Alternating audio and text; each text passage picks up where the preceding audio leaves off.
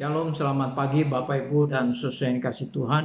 Kita bersyukur untuk hari yang baru, hidup yang baru yang masih Tuhan karuniakan bagi kita.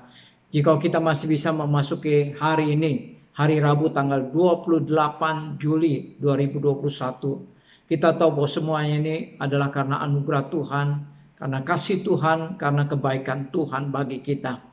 Untuk memasuki hari ini saya ingin mengajak kita bersama-sama kembali untuk merenungkan satu bagian firman Tuhan yang diambil dari Injil Matius pasal yang ke-24 ayat yang ke-29 sampai ayat yang ke-36.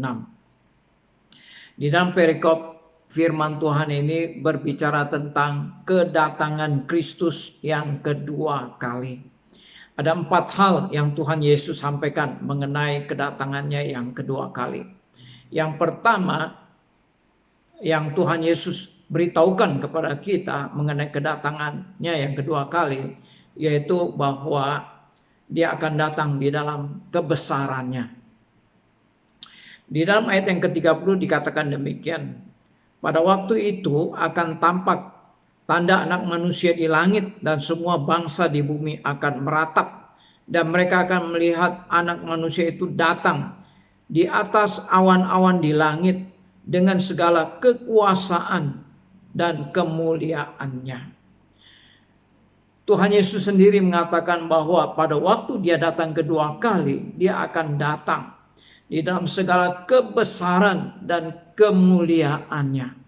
Kedatangan Kristus yang kedua kali ini berbeda sekali dengan kedatangannya yang pertama kali.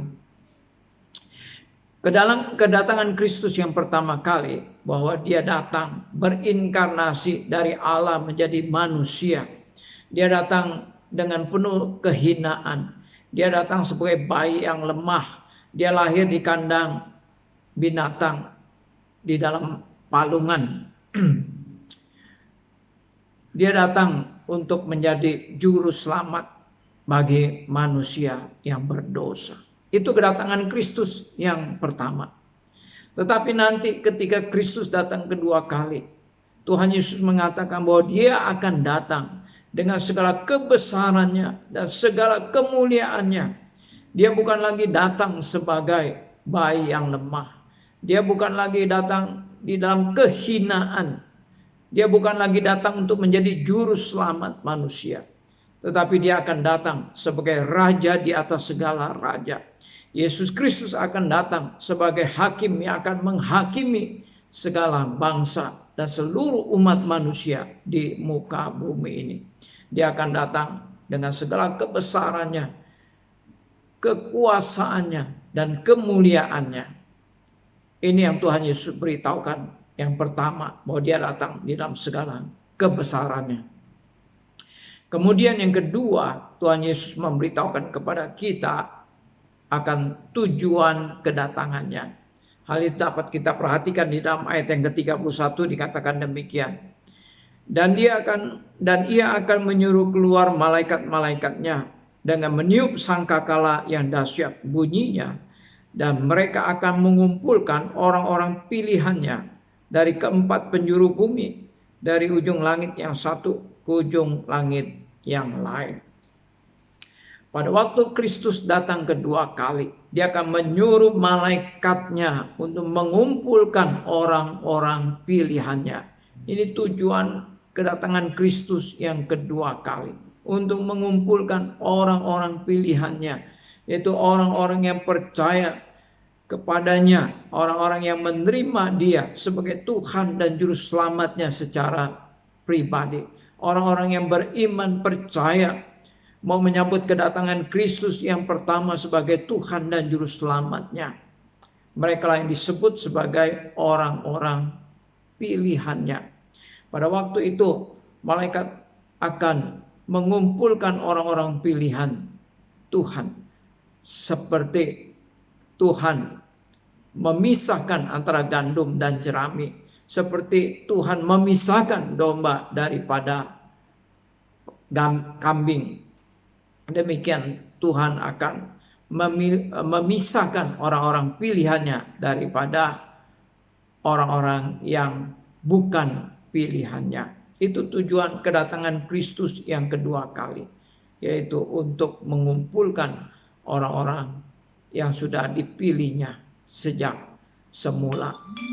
Bapak, Ibu, dan Saudara yang dikasihi Tuhan, ya, kita bersyukur jikalau kita percaya kepada Yesus, jikalau kita termasuk orang-orang yang dipilih oleh Tuhan. Itu yang kedua. Kemudian yang ketiga, kepastian akan kedatangannya yang kedua kali. Di dalam ayat yang ke-35, Tuhan Yesus mengatakan demikian. Langit dan bumi akan berlalu, tetapi perkataanku tidak akan berlalu. Ayat yang ke-35 ini berbicara tentang kepastian akan kedatangan Kristus yang kedua kali. Tuhan Yesus mengatakan bahwa langit dan bumi akan berlalu, tetapi perkataannya tidak akan berlalu. Artinya bahwa kedatangan Kristus yang kedua kali, kedatangan Yesus yang kedua kali, itu adalah merupakan suatu kepastian, sesuatu yang pasti akan terjadi. Tuhan Yesus memberikan jaminan, Dia sendiri yang memberikan jaminan akan kepastian kedatangannya yang kedua kali. Ya, jikalau sampai pada saat ini Tuhan Yesus masih belum datang yang kedua kali, itu bukan karena Tuhan lupa akan janjinya, itu bukan karena Tuhan lalai akan janjinya. Kalau Tuhan Yesus Kristus belum datang yang kedua kali sampai pada saat ini, itu adalah merupakan kesempatan yang masih Tuhan berikan kepada orang-orang yang berdosa supaya mereka bertobat, supaya mereka kembali kepada jalan Tuhan.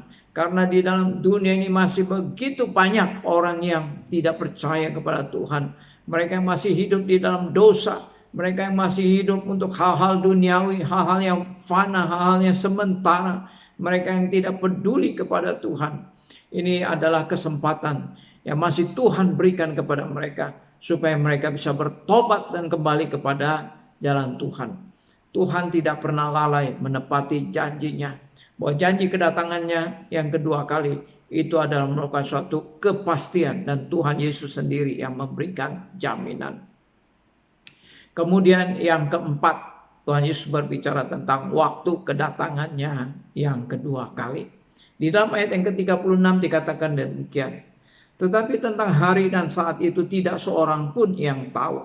Malaikat-malaikat di sorga tidak, dan anak pun tidak, hanya Bapa sendiri. Tuhan Yesus berbicara tentang waktu kedatangannya yang kedua kali. Tidak ada seorang pun yang tahu kapan bahwa Kristus akan datang kedua kali.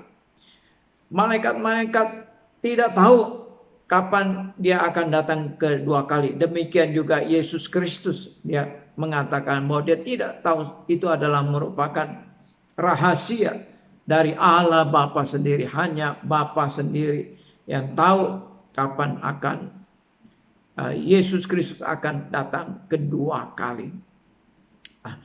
Bapak, Ibu, dan Saudara yang dikasihi Tuhan, ya, banyak orang telah menubuatkan. Ya, di dalam sejarah gereja kita melihat orang menubuatkan waktu, menetapkan waktu akan kedatangan Kristus yang kedua kali. Mereka mencoba menghitung-hitung kapan bahwa Tuhan Yesus Kristus akan datang kedua kali. Beberapa kali diadakan penentuan tanggal, tetapi semua yang ditentukan tanggal kedatangan Kristus yang kedua kali selalu salah dan tidak pernah tepat perhitungan manusia. Karena Tuhan Yesus sendiri sudah memberitahukan kepada kita bahwa tidak ada seorang pun yang tahu kapan anak manusia akan datang kedua kali, kapan Dia akan datang yang kedua kali. Nah, oleh karena itu Bapak, Ibu, dan Saudara yang dikasihi Tuhan, jika ada orang yang mengatakan, ada orang yang menubuatkan bahwa Kristus akan datang pada tahun berapa, pada bulan apa, pada tanggal berapa, pasti itu salah. Karena tidak ada seorang pun yang tahu. Tuhan Yesus mengatakan bahwa pada waktu Dia datang kedua kali, Dia akan datang seperti pencuri pada waktu malam. Artinya tidak ada seorang pun yang tahu kapan pencuri itu akan datang. Nah, oleh karena itu Karena kita tidak tahu kapan Kristus akan datang kedua kali. Oleh karena itu harus membuat kita bersiap sedia, siap menantikan kedatangan Kristus yang kedua kali. Dengan hidup benar, dengan hidup beriman, percaya kepada Tuhan. Senantiasa berharap akan kedatangan Kristus yang kedua kali. Kiranya Tuhan memberkati kita semua. Bapak, Ibu, dan Saudara yang kasih Tuhan, nanti malam ada persekutuan doa. Marilah kita siapkan hati kita untuk datang di hadapan Tuhan. Kita mau terus bersandar kepada Tuhan. Kita mau terus berseru dan berdoa kepada Tuhan. Selamat beraktivitas. Tuhan memberkati kita. Amin.